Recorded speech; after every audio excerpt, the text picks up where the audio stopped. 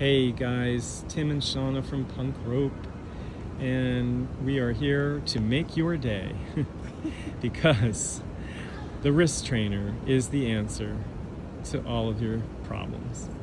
Okay, probably not, but it can solve some of them. So Shana's got in her right hand the bright green wrist trainer, which she made by cutting one of her ropes that was just about to go. It was super thin. She cut that rope in half and then trimmed it so that it was the right size for her. And so speaking of size, when the elbow is in tight and you're holding your wrist trainer, you just want the edge to graze the ground. You can see, well, it's a little windy, but you can see it's kind of... Oh, I'm swinging it. Oh, that's why. Sorry. I can't see. I'm blind. Yeah, you don't want it super long because then when you turn your wrist, it's going to bounce way out in front of you, and you don't want it so short that it doesn't hit at all. It's nice for it to just graze the ground because then you get some biofeedback.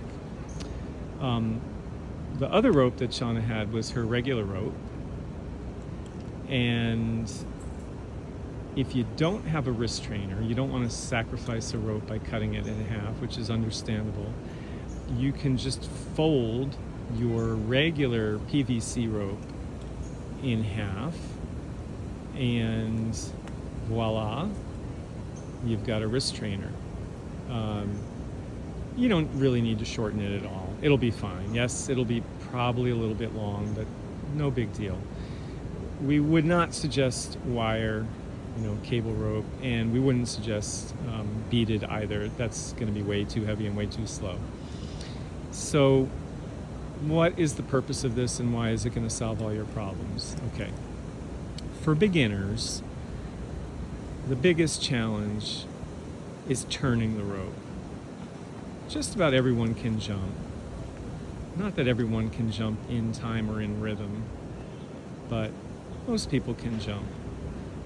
But where they have a real hard time is turning. And the wrist trainer helps to improve that dexterity, wrist rotation, wrist mobility. And then from there you can work on your timing.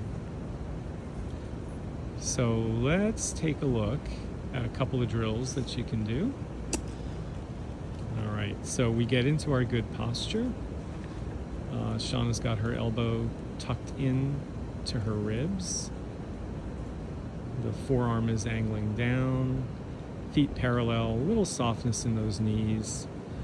And then maintaining that elbow position, she's going to use her wrist to manipulate the rope so it goes forward in a circular fashion, striking the ground over and over to the side of her foot. That looks great. Awesome.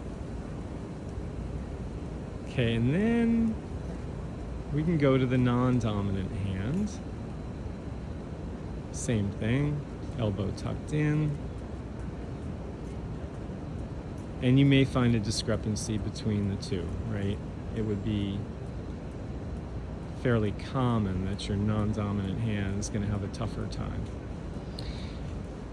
Now, it's hard to tell if you're on your own, whether you're turning well, but you can use tape to the side of your foot, piece of cloth tape or even masking tape, or conveniently, we have a white line because we're on a track, or grab a piece of chalk, make your own line, or get your buddy to grab their phone and videotape you. All of those things work pretty well. So once you are fairly proficient on both sides, the next step would be some speed. See if you can go a little faster. Shana's going quite fast now. This is with her dominant hand.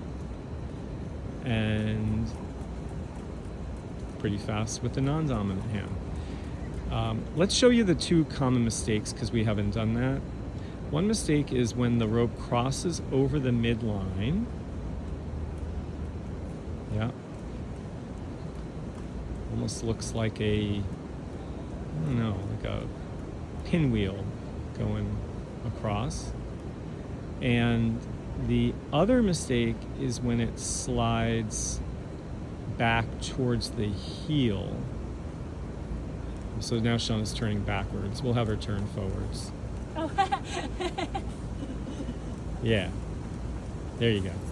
Yeah. And see now, I don't even know that she realized she was turning backwards. So oftentimes when you're doing this yourself or you're coaching someone, instinctively folks will just turn backwards. It's so interesting. It's not a mistake, it's just interesting. Yeah, and so there it is sliding back toward the heel. So those are the two common mistakes. As soon as you catch either of those, you got to stop, reset, shake it out, start again, and see if you can control the rope. You may have to adjust your wrist, right? We call it breaking the wrist. That would be bringing the fingers further back, possibly further forward. It really depends. There's a number of things that can happen. Then if you can do this with speed, there's a couple of more progressions you could try. You could try jumping as you're turning. So turn, jump, turn, jump, turn, jump, right? Okay. And of course, you could do it with the non-dominant hand. You could, although don't do this in heavy traffic, you could try closing your eyes. You could try closing your eyes, and in this case, the tape and the chalk will be of no use. You must have a friend videotape you, or you can set up your camera on a tripod and tape yourself. And you can see, even with Shauna's eyes closed, that turn is perfect. Once you get to that point, you know, you're really in pretty good shape. You're doing very well. And it should alleviate so many of the problems that people encounter when they're first learning and they're having difficulty turning the rope, coordinating the turn with the jump. Maybe their wrist gets tired, maybe their shoulders get tired. This is a great way to work on all of that stuff. So yeah, thanks for joining us. Anything else, Shana, that you can think of with the... No, just gory details, like, you know, how do you fix it? It's sort of wrist extension that's comfortable to change, you know, your positioning. Yeah, those are really the two main but if it things. seems too extreme, it could also be the shoulder. Right. To, right. Posture. Yeah. That brings your elbow. Because, you know, people, if you have trouble, you probably have elbows out. Yeah. That's right. often correlated with you kind of turning, but it doesn't really end up where you want it because you're not here.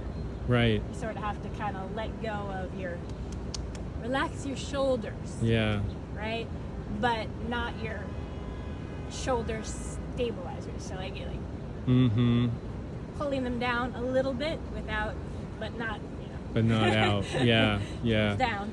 But yeah, it's true. Once that elbow strays away, you're gonna lose control. So it's kind of, I have kind of rounded shoulders, so this is the relaxed position. Mm-hmm. It doesn't look perfect, but that's what it is. Yeah. And you can see Shauna's elbows, it's directly below her shoulder, which would be very similar if she were running. Same idea. Yeah, walking too, really, to be honest. That's straight. Yeah. All right. Good, really good points, guys. So let us know in the comments below if you have any questions. We'll get back to you right away. Oh, and folded in half for non-dominant hand. Yeah, so if the full-length wrist trainer is really hard for you to control, typically that's more of an issue when you're using the full rope rather than a rope that's cut in half. But if it is really hard for you to control, you can fold it again. And so now you have a rope in quarters, And pretty much everyone has no difficulty with this as far as turning it. I'm not saying they're turning it perfectly, but usually it's pretty easy for them. So something to consider. All right, well, thanks again for watching. Give us a thumbs up if you like the video. Hit that subscribe button. We'll see you next time. Take care, guys.